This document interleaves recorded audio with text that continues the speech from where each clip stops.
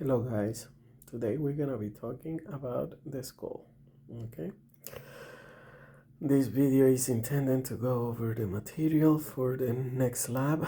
Due to certain issues I will not be present, so let's go over it so you at least have the main things. We start with the bones, and in the bones the skeletal gonna have the axial, which is everything in the center, and the appendicular, everything coming out. From the axial, the biggest problem that I see in my students is to define the cranial bone and all his parts. So we're gonna go over that today. The bones in the cranium are flat, and basically we're gonna divide the bones into facial, everything that covers the face, and the cranial cavity, everything that makes that big cavity for the brain. So in here we can see the front portion and the frontal bone. The frontal bone gonna be defined by this line in here called suture, and this suture is going along the coronal plane. That's why it's called coronal suture. The other suture that is very significant and easy to spot is this one that goes in the sagittal plane and is called the sagittal suture.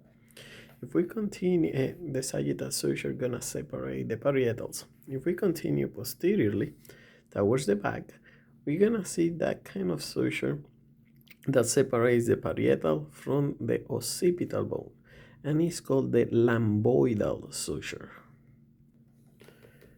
If we see it in here, all this bone is the occipital. In the occipital, we can have the occipital protuberance that is created by this kind of creation or this kind of exacerbation of bone called the nuchal ligament, nuchal line, due to the nuchal ligament, which is the ligament coming from the occipital muscles and the trapezius. Now when we go posterior inferior, we're gonna see a big hole right here. That is also part of that occiput and is called the foramen magnum. Foramen magnum. This is where your central nervous system gonna pass by.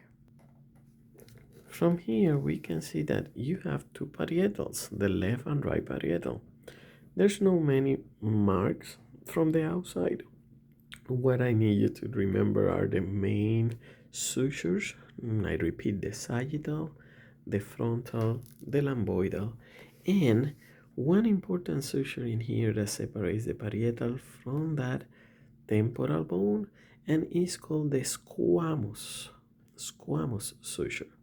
Squamous comes from the Latin word for scales because this bone, the temporal, kind of contact the parietals like in a scale motion, like dumping into that parietal in there.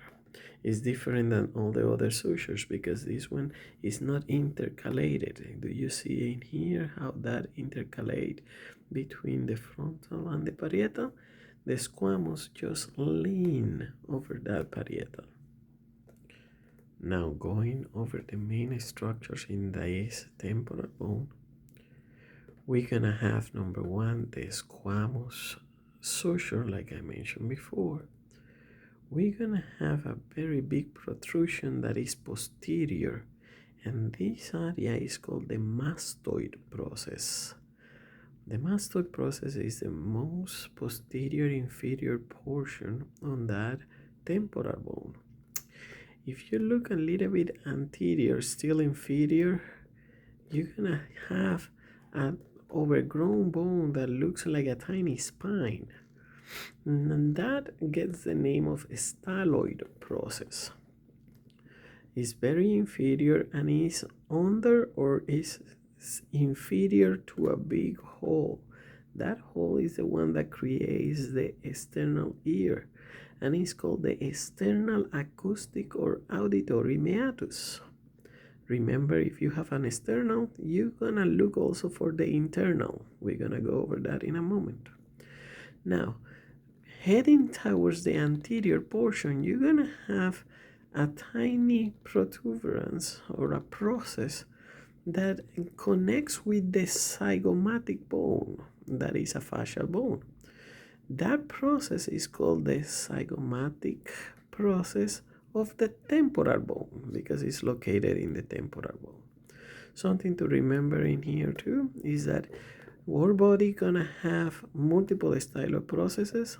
That's why it's important to say styloid process of the temporal bone, because the styloid term referred to a spine-like projection. So in this case, this one is the styloid process of the temporal bone. Another thing worth mentioning is that the mandible connects to the cranium via the condylar notch. That is just a depletion between that zygomatic process of the temporal bone and the anterior edge of that external auditory meatus. Now I hope you can appreciate this in here, but in right this portion you have another portion of the suture. That one is called the Pityrian suture. I normally don't emphasize that much in there, but I emphasize on the bone that creates that suture. And this one is a bone that is my favorite bone ever and ever. It's called the sphenoid bone. Something that I want to kind of bring into your attention is that the frontal bone is just one bone that connects the left and right. The sphenoid is a bone that comes right in the middle of the structure of your cranium and it contacts the left and right. It's just one bone that goes from one side to the other. But in terms of the temporals and the parietals, they are two different bones. You have a left and a right temporal and parietal bones. The same happened here with that bone in the facial that is called the maxilla. We're gonna talk a little bit more about them in the future. The occiput is just one, but it's mostly that base of that cranial cavity or cranium, and it's the one that's gonna be connecting everything inferiorly to create the base on that skull. From here, we also have the frontal bone. That frontal bone is not only the anterior portion of that cavity, cranial cavity, but also is the beginning of that fascial section. Now, we're gonna see that in that frontal bone, you're gonna have some protuberance right here. Those are the ones that are gonna create kind of the eye protuberance in your facial expression, and these ones are called the frontal protuberance or frontal eminences. Now in here we have an area as part of that frontal bone, but this area is called the glabella. The glabella area is very significant because it's used to trigger some neurological reflexes, and as a consequence it's called the glabella reflex because you kind of tap in this area. The other thing that I want you to notice is how that superior portion of the orbital is created by that frontal bone. And also the superior portion of the nasal cavity is contacting the nasal bone. The nasal bone is right over here. You can see that you have a left and a right. That's the suture. And the nasal bone gonna be contacting the inferior portion of this frontal bone. The last portion of the frontal that I need you to know is this structure right here. As a matter of fact, I only have one model where that connects together and that looks like a hole in that area. And that is called the supraorbital foramen. in this case, it looks like a notch because it was broken. And most of the models that we have in lab has that broken. So I will accept if you say supraorbital notch, but in reality, it's a foramen where you're gonna have the supraorbital nerve coming through there.